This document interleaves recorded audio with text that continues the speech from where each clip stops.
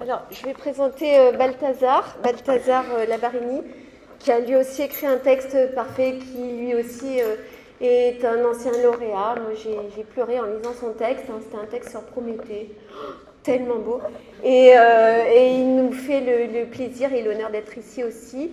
C'est deux élèves, parce qu'il va remettre le prix à Ian Smith, un prix exceptionnel, hein, ça n'est pas prévu dans le règlement, viennent des Pays-Bas. Donc nous récompensons aussi des élèves qui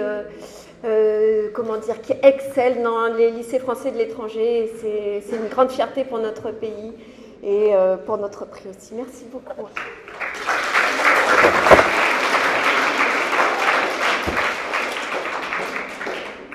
Le jury a donc le grand plaisir d'accorder à titre exceptionnel, nous l'avons dit, un prix spécial à Des années de veille, la nouvelle de Ian Smith.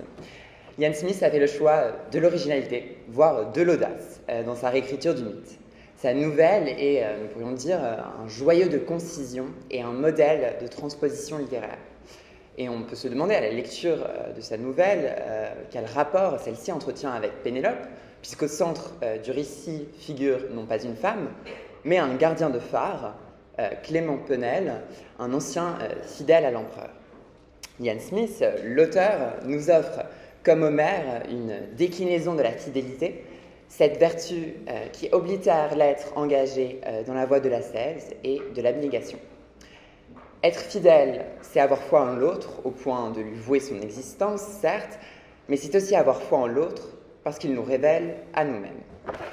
Le jury a également choisi de récompenser ce récit étonnant, car il est porté par une langue magnifique, nourrie de détails précis, renvoyant non seulement un arrière-plan historique et clairement énoncé, donc cette période post-napoléonienne qui sera bientôt envahie par ce mal du siècle si bien décrit par Musset, mais il renvoie également à un quotidien ancré dans une autre temporalité, celle de la mer, du paysage marin, cette mer qui nous baigne depuis l'Odyssée et qui nous transporte dans une dimension presque éternelle. Là, on peut penser à ces vers magnifiques de Valérie, la mer, toujours recommencer aux récompenses après une pensée qu'un long regard sur le calme des dieux, dans le cimetière marin.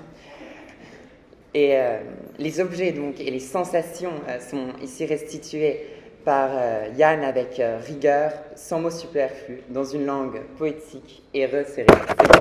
Nous le félicitons grandement.